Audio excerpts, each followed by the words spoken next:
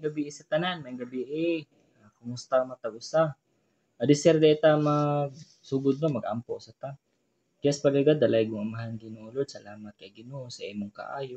Salamat kay sa mga grasya sa mga panalangin Ginoo. Lord, thank you kay Ginoo sa nga magtuon mi karon sa imong pulong. Salamat kay Ginoo nga kini mga pulong nga among madungog Ginoo nga gikan na yun ni kanimo. Salamat sa balang espiritu Ginoo nga kini magauban ka namo Ginoo, masabtan jud namo pag-ayo ang mga among pagatun-an karong gabi na Ginoo Lord. Lord, kay tanang pangipasalamatan in Jesus name. Amen. Amen. No daghan mutan na tagkuan kung maingon ta og unsay atong pagkaila sa Ginoo, daghan jud kay ato ang kung ano kanang pag-ila sa Ginoo no, mga pipila lang ni nga maingon ta nga ang Dios may atong maluluwas. Una, maluluyon siya, ang Ginoo maluluyon, provider, siya may naghahatag sa panalangin, naghatag sa kapahulayan sa ato muayo siya, muhatag sa katubagan sa atong mga pag-ampo no. Pankining tanan kinahanglan jud ni siya og pagtuo no. Kinahanglan jud no og mutuo ta ani aron madawat jud nato ni no.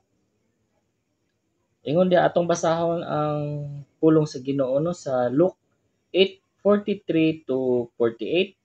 Dihay usa ka babaye nga 12 na katuig nga nag-antos sa pagsigi og dugo. Nagasto na ni ang tanan niyang katigayunan og sa pagpatambal apan wala gayud siya maayo. Unya miduol siya sa luyo ni Jesus. Mihikap sa sidsid sa iyang kupo og diha-diha mihunong ang iyang pagdugo. Nangutana si Jesus, "Kinsay mihikap kanako?" Nangambot ang tanan apan miingon si Pedro, "Magtutudlo, daghan kay mga tawo nga naglibot o nagpunsiso kanimo." Apan si Jesus miingon, "Adunay mihikap kanako kay gibati ko nga may gahom nga migula gikan kanako." Sa dihang nakita sa babaye nga nahibaw-an siya, miduol siya nga nagkurog ug mihapa sa tiilan ni Jesus. Ug sa atubangan sa tanan, gisugilon niya kan Jesus nganong mihikap siya kaniya ug nga diha-diha naayo siya. Unya misulti si Jesus kaniya, "Anak, ang imong pagtuo maoy nag-ayo kanimo." Pauli nga malinawon no. Ingon diha pagtuo, klaro kayo no, kinahanglan jud og pagtuo. Ingon po diha sa Mateo 9:20 to 21, ingon pagkani ang babae dito no. "Kung makahikap lang ako sa biste ni Jesus, siguradong mamaayo ako." Iya ang pagsulti dunay pagtuo jud. Dunay pagtuo no. Sa kadaghan sa mga tao atong tungura, nasayod jud ta nga kuan katong pantay mabitaw nga nagdaghan kay nagtapok. Katong uban ato nangayo pud to sila og kaning kuan bitaw kanang kaayuhan siguro nang atoy uban ato nangay kaayuhan, ang uban ato gusto makakita og milagro. Apan usa ray naka kuan na tagaan jud og kaayuhan aton time tungod kay siguro iya ang gi-declare nga ayo na siya no. Kuan kana bitong daghan jud sa ato gusto mahisama jud sa babae.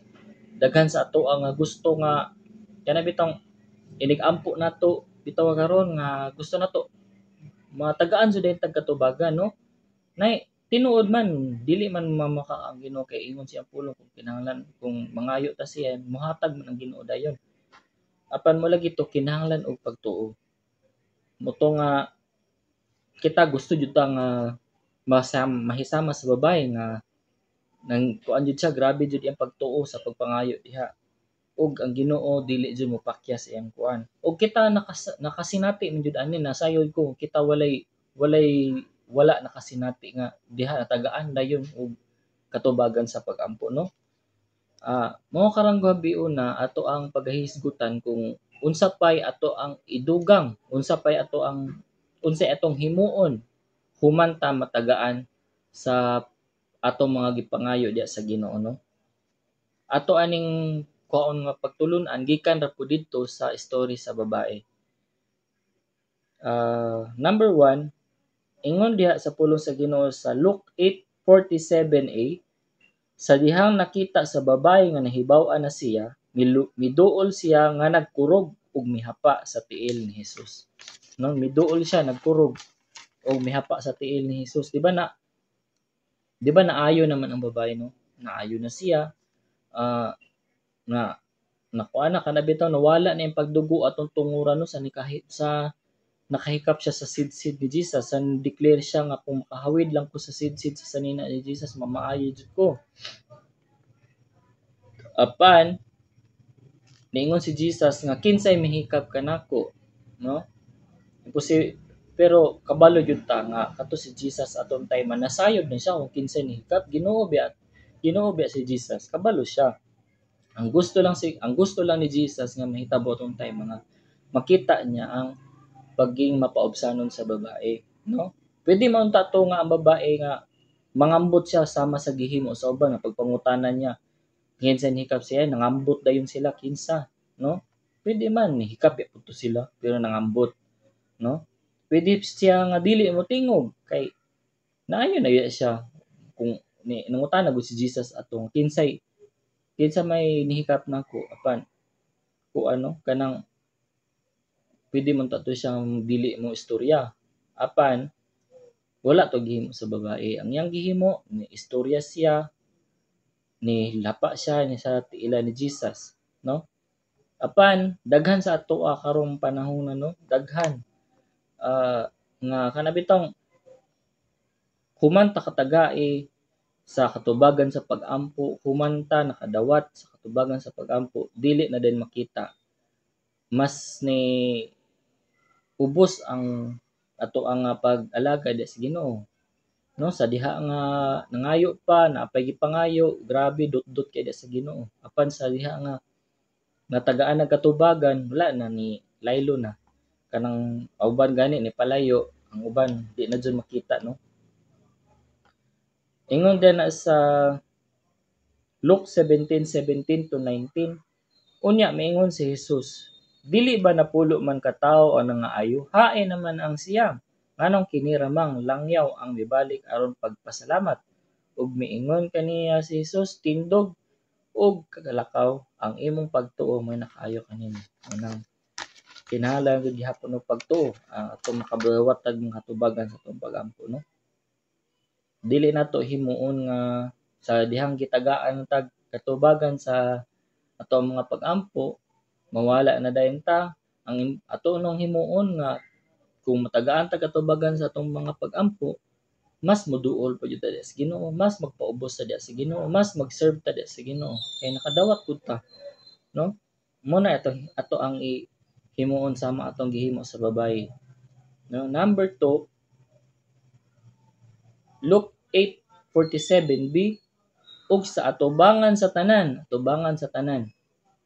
gisugilo niya kang Hesus nganong mihikap siya kaniya ug nga diha naayo siya, no? Atong isulti sa uban, no, gikan sa kuano ang number 2 kay India ato ang himuon kay pagsaksi o atong isulti sa uban ang gihimo sa Ginoo sa atong kinabuhi, no? Isulti nato nga giunsa ta pagtabang sa Ginoo, giunsa ta pag-ayo sa Ginoo, giunsa ta kanang paghaw sa Ginoo sa kalisod, no, ana mo na atong i-share. Apan daghan sa to abisan ako igo ko ani nga humanta katagai sa katubagan, humanta naayo, humanta nahaw sa atong problema ha, nangayo ta sa Ginoo atong time sa nag-ampo tag ayo, pan humanta natagaan sa katubagan, inig na ay mangayo bitaw og kana bitaw tambag, na ay nagproblema, na ay moduol sa atoa nga mangayo og unsay advice ato ang ginasulti kanimoy imnan mo ni nakaayo nako, kaning mo ni buhata kay mo ni nakapalingkawas nako sa kalisod mo. Sa diha nga nagproblema, sa diha nga nagkuan, Lord, bless this, anoint this, kuan tambal nga maghatag nig kaayuhan, maghatag complete healing nako Ginoo. Lord, salamat kay Ginoo nga kani nga herbal. Lord, salamat kay nga kani nga paagi makahimo ni nga makalingkawas ka namo. Apan sa diha nga natagaan nagatubagan na kadto ra jud di ay may maka palingkawas, na kadto ra jud di ay may makaayos ako igo ko ani nana no kanang naimuduol ngay kuan uy katong kuan ba kay moto siya nakaayo nako dili dapat inana dapat ato ang i-share sa uban ino nato nga ang Ginoo mo'y nakaayo nato dili nato ikuan oo kuan man dunay mga tambal grabing mga tambal nga makaayo dunay mga doktor nga grabe mo ayo kana bitong kuan kanang maayo jud kay daghan kay mo patambal ato kay dito ta kay maayo to siya no ana nay manginana dunay paagi nga makahatag ka nato og kanang katubagan sa ato mga gusto mga pangandoy ana no apan kining mga butangan no kini sila mga instrumento lang man nga gikan sa Ginoo ang instrumento lang ni ingon pa sa panultihon nga kung kita ang nagplano apan ang Ginoo mo'y magpatuman niini. Kung dili gusto ang Ginoo nga ipatuman tong ato ang mga plano na wala tay mahimo, di jud na siya mo lampos. Atong isulti sa uban kung unsay iyang gihimo sa toa kay makahatag man ni sa uban og kadasig, makahatag ni sa uban og paglaom. Pareha atong nahitabo bitaw ni Jairo no. Di ba? Si Jairo katong before naabot tong babae nga nagdugo og 12 ka tuig, ang unang nitagbo kang Jesus aton time si kuan jud katong si Jairo. Human naglakaw silang Jairo padulong sa balay niya, naglakaw silang Jesus padulong sa balay nilang Jairo, naabot ito gitapukan sila ng tao, dito na din to nihikap tong babae sa sit sa sanina ni Jesus, naayos siya, ug dito na dayon to nga ni luhod tong babae, dito na dayon to yang gisulti sa uban, giunsan niya paghawid og naayo dayon siya dayon, no? Atong tungura nadungog ug nakita ni Jairo ang testimony sa babae no nadungog jud niya kay kuyog ba sila atong time nagkuyog ba sila katong pagluhod sa babae paghapa sa babae pag kuan nakita to ni Jairo nadungog ni Jairo ang testimony sa babae apan sa diha nga nagistorya pa sila didto naay naabot nga kuan ay naabot nga kuan siguro nga kuan niingon nga ayaw nagsamuka ang magtutudlo kay patay na ang imong anak. Apan ingon si Jesus, ayaw kabalaka, salig lamang og mamaayo ang imong anak. Ug sa naabot na sila ang Jesus dito sa balay ni Jairo, giayo ni Jesus ang bata og moto story nga naayo jud ang bata no. Siguro atong panahon na kung wala pa tong kuan bitaw kung wala pa to si Jairo nakadungog sa testimony sa babae, wala niya nakita nga naayo ang babae. Siguro pagtuo ni Jairo ato nakulangan or nawala, no? Nakulangan or nawala. Kay pagkadungog niya nga hala patay na ako anak, patay. Di na jud to mabuhi kay patay na. Apan nakita man niya nga hala naayo gitong 12 ka tuig nga nagdugo.